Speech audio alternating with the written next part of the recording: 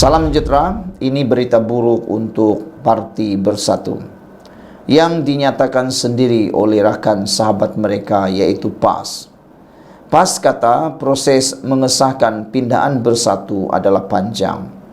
Kita ada kata sebelum ini, silap-silap hari bulan, pelembagaan Parti Bersatu yang telah diluluskan dan dipindah itu bukan boleh digunakan serta-merta.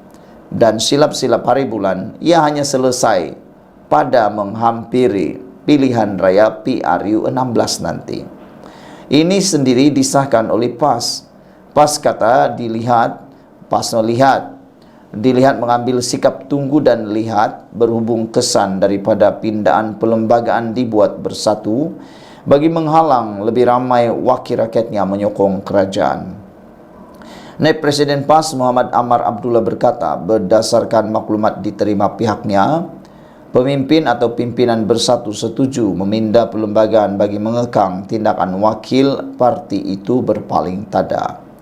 Menerusi pindahan pelembagaan tersebut katanya, mana-mana wakil rakyat boleh terwujud jawatan walaupun hanya memberikan sokongan kepada parti lain tanpa meninggalkan Bersatu.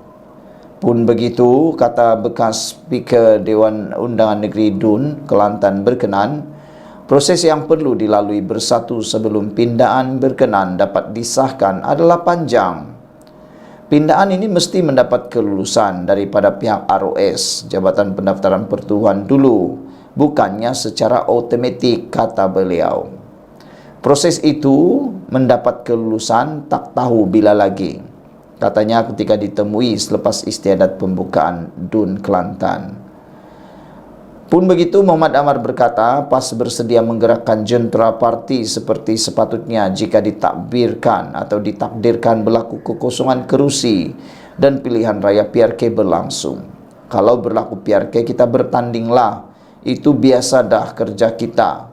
Apabila ada kerusi kosong, kita akan bertanding, katanya. Bersatu dilaporkan menghantar surat kepada 6 ahli parlimennya yang sudah menyokong kerajaan dan Perdana Menteri Anwar Ibrahim untuk mengesahkan sama ada mereka kekal dengan keputusan tersebut atau sebaliknya. Langkah itu dibuat susulan pindahan terhadap perkara 10 perlembagaan persekutuan yang memberikan kuasa kepada parti terbabit melucutkan serta-merta keahlian wakil rakyatnya jika menyatakan sokongan kepada mana-mana pihak bertentangan dengan arahan atau pendirian parti. Presiden Bersatu Muhyiddin Yassin berkata, parti itu akan menghantar laporan mengenai pindahan berkenan kepada ROS terlebih dahulu untuk mendapat kelulusan sebelum ia dikuatkuasakan serta-merta. Sekiranya pindahan tersebut diterima dan 6 kerusi terbabit dikosongkan, pilihan raya PRK perlu diadakan. Bagaimanapun, Syed Abu Hussein baru-baru ini memberi bayangan akan ada lebih ramai lagi ahli parlimen Bersatu akan mengikut jejak mereka. Setakat ini, 6 ahli parlimen Bersatu sudah menyatakan sokongan kepada Anwar Ibrahim, yaitu Syed Abu Hussein, Bukit Gantang, Muhammad Azizi Abu Naim, Gua Musang, Zul Kaperi Hanapi, Tanjung Karang, Zahari Kecik dari Jeli, Iskandar Zulkarnain Abdul Khalid Kuala Kangsar, dan Suhaili Abdurrahman daripada Labuan. Sekian dulu untuk kali ini. Jangan lupa tinggalkan komen Anda, tekan butang subscribe. Kita jumpa lagi. Bye-bye. Salam sejahtera, ini berita buruk untuk Muhyiddin Yassin yang telah disampaikan di mahkamah hari ini. Menurut Peguam, Muhyiddin tidak boleh rayu ke Mahkamah Persekutuan. Peguam pendakwaan menyatakan bahawa Muhyiddin tidak boleh membuat rayuan ke Mahkamah Persekutuan. Apa kes? Ini berkaitan dengan kes pembatalan pembebasan Muhyiddin serta-merta dengan berkait dengan kes rasuahnya yang baru-baru ini diumumkan oleh Mahkamah Rayuan. Selepas beberapa waktu, tak sampai sehari selepas keputusan itu diumumkan, akhirnya Muhyiddin melalui pasukan guamannya telah memfailkan rayuan ke Mahkamah Persekutuan. Diingatkan boleh dan sudah tiada masalah. Rupa-rupanya menurut pendakwaan, Muhyiddin tidak boleh merayu kes itu ke Mahkamah Persekutuan. Undang-undang itu tidak membenarkan Muhyiddin membuat rayuan ke Mahkamah Persekutuan kerana kes rasuah utamanya bermula di Mahkamah Session, kata seorang anggota pasukan pendakwaan. Timbalan Pendakwa Raya Wan Saharudin Wan Ladin berkata demikian di Mahkamah Session Kuala Lumpur semasa sebutan pagi tadi berhubung kes salah guna kuasa dan pengubahan wang haram terhadap bekas Perdana Menteri itu.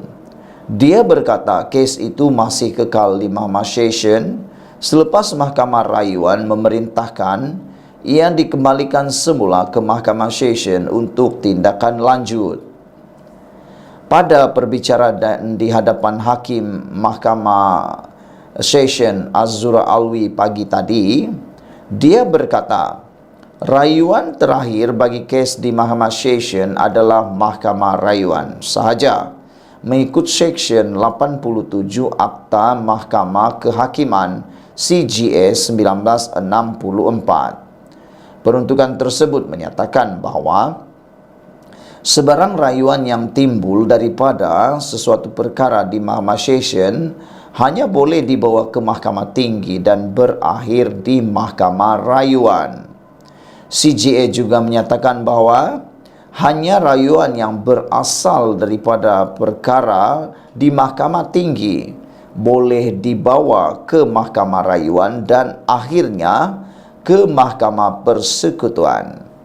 Sehubungan itu, Wan Saharudin berkata, pihak pendakwaan akan membantah permohonan pembelaan untuk menangguhkan prosiding kes rasuah terbabit sehingga rayuan didengar dan keputusan diputuskan Mahkamah Persekutuan. Pada 28 Februari lepas, Mahkamah Rayuan membatalkan keputusan Mahkamah Tinggi Kuala Lumpur yang melepas dan membebaskan Muhyiddin daripada 4 pertuduhan salah guna kuasa yang dikaitkan dengan program Jana Wibawa. Bagaimanapun pada hari berikutnya, Ahli Parlimen Pago iaitu Muhyiddin Yassin telah memfailkan rayuannya ke Mahkamah Persekutuan.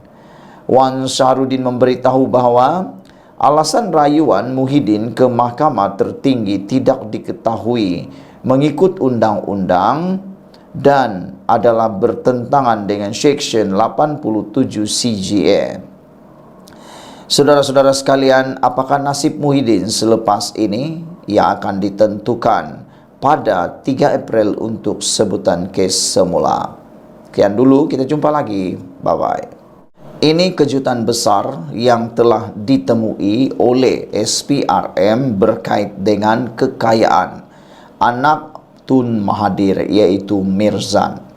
Menurut laporan di Harapan Daily ini, SPRM ataupun syarikat kapal Mirzan disiasat SPRM selepas menerima RM836 juta daripada Petronas. Bayangkan 836 juta ringgit Malaysia diterima atau diterima daripada Petronas. Ini syarikat kapal Mirzan. Suruhanjaya Pencegahan Rasuah Malaysia SPRM sedang menyiasat semua penerima bantuan keuangan korporat era mantan Perdana Menteri Tun Dr. Mahathir Mohamad. Ini termasuk bantuan pengambil alihan aset perkapalan Mirzan Mahathir pada Mac 1998 bernilai RM836 juta oleh Petronas.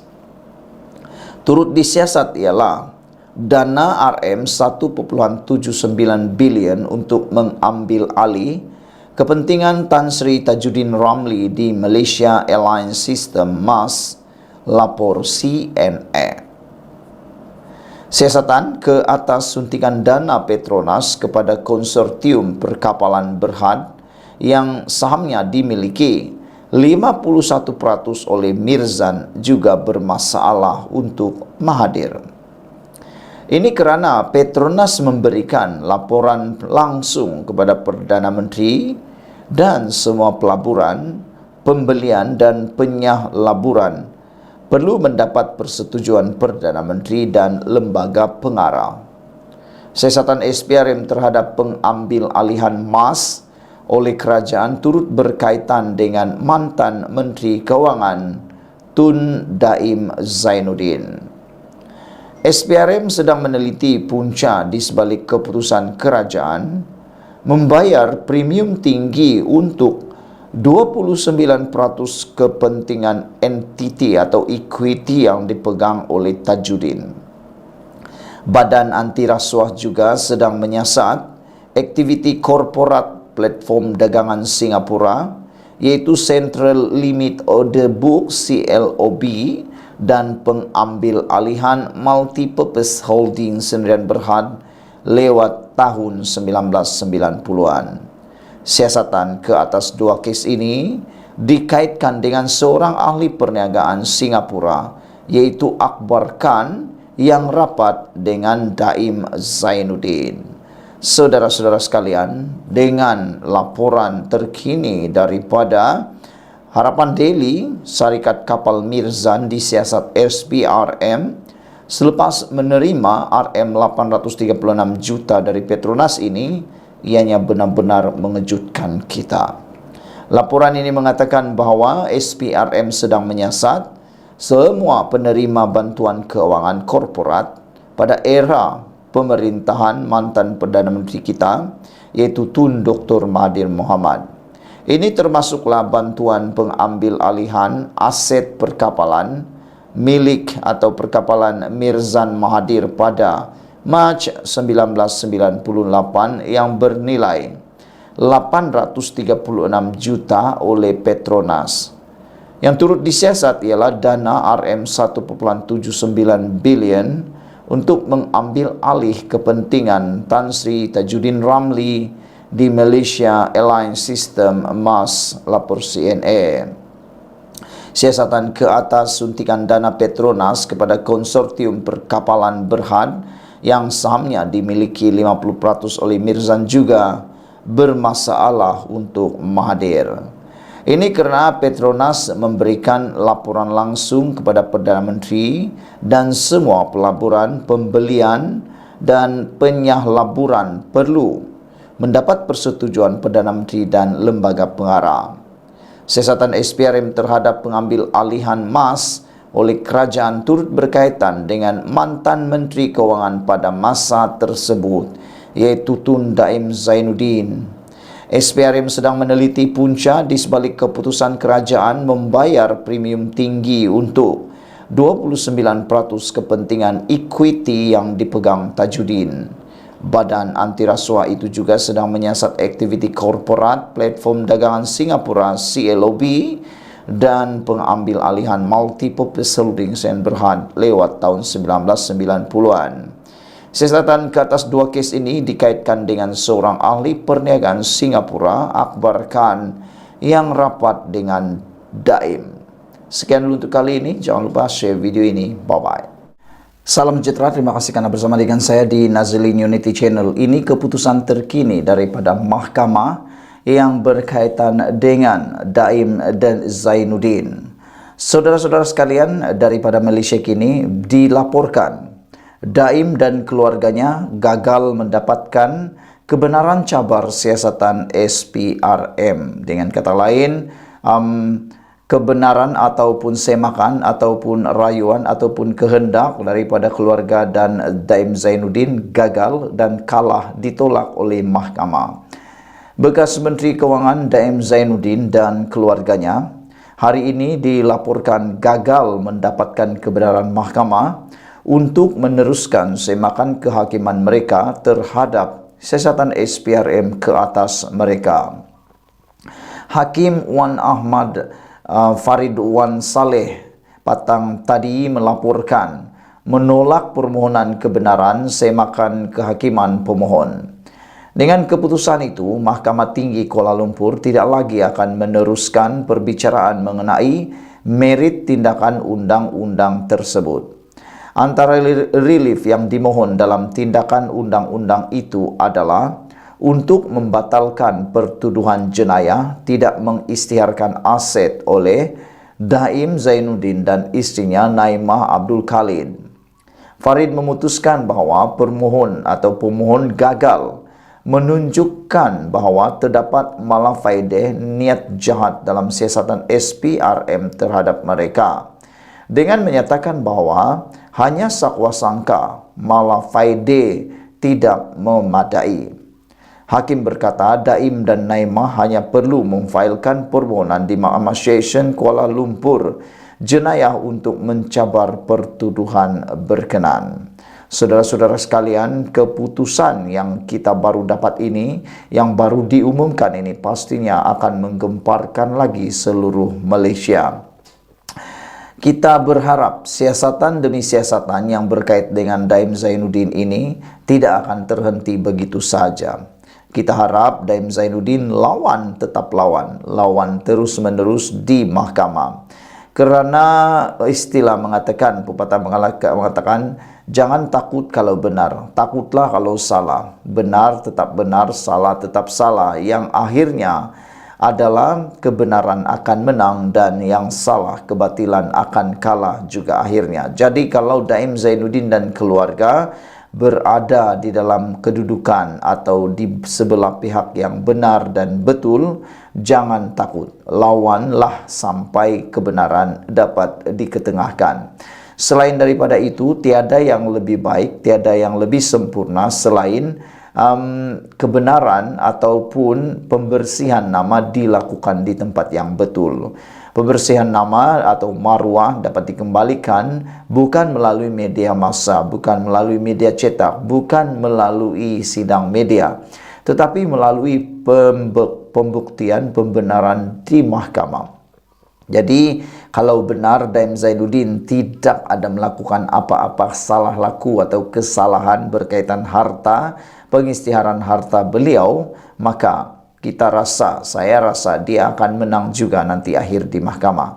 Tetapi kalau dia salah, memang akan terbuktilah kesalahan tersebut dan tidak akan ada lagi sakwa sangka. Jadi dengan ini dilaporkan Daim dan keluarganya gagal mendapatkan kebenaran untuk mencabar siasatan SPRM, kerana menurut Hakim Wan Ahmad Faridwan Saleh, beliau kata permohonan kebenaran simakan kehakiman tersebut telah pun ditolak dan beliau mengatakan bahawa perkara tersebut gagal kerana kerana hanya dengan sakwa sangka iaitu malafaideh tidak akan dapat memadai. Beliau kata pemohon gagal menunjukkan bahawa terdapat malafaideh atau niat jahat dalam siasatan SPRM terhadap mereka, dengan menyatakan bahawa hanya sakwa sangka malafaideh tidak memadai. Jadi itu sebabnya peguam yang mengendalikan ini iaitu hakim yang mengendalikan ini iaitu Wan Ahmad Faridwan Saleh menolak permohonan Daim dan juga keluarganya kerana kata beliau Farid memutuskan bahawa pemohon gagal menunjukkan bahawa terdapat malafaideh atau niat jahat dalam siasatan SPRM terhadap mereka, dengan mengatakan bahawa hanya sakwa sangka iaitu malafaideh tidak memadai. Sekian dulu untuk kali ini. Jangan lupa tinggalkan komen anda, tekan butang subscribe. Bye-bye.